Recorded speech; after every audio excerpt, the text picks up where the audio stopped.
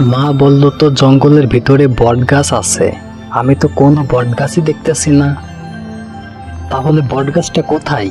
যাই আর একটু গভীরে গিয়ে দেখি।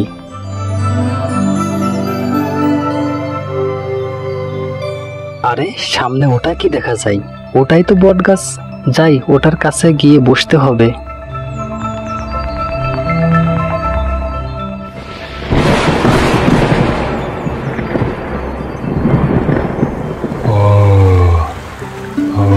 হঠাৎ করে এত বৃষ্টি শুরু হয়ে গেল।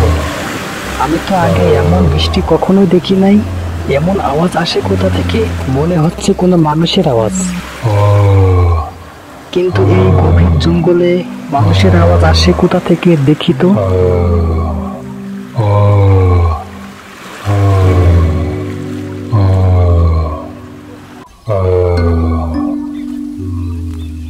আরে টুনি পাখি এখানে পড়ে রয়েছে।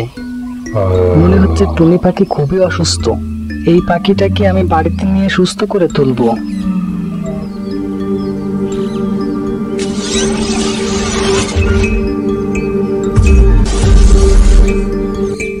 কে আপনি? দয়া করে আমার কোনো ক্ষতি করবেন না। আমার মা আমার জন্য পথ চেয়ে বসে আছে। আমি ছাড়া আমার মাকে সেবা করার মতো আর কেউ নেই। শোনো বাবা, আমি তোমার কোনো ক্ষতি করব না। তুমি ভয় পেও না, তুমি অনেক দয়ালু মানুষ। আমি তোমার কাজের উপর খুবই সন্তুষ্ট। আমি তোমাকে কিছু সাহায্য করতে চাই, তুমি না করবে না। কি সাহায্য বাবা?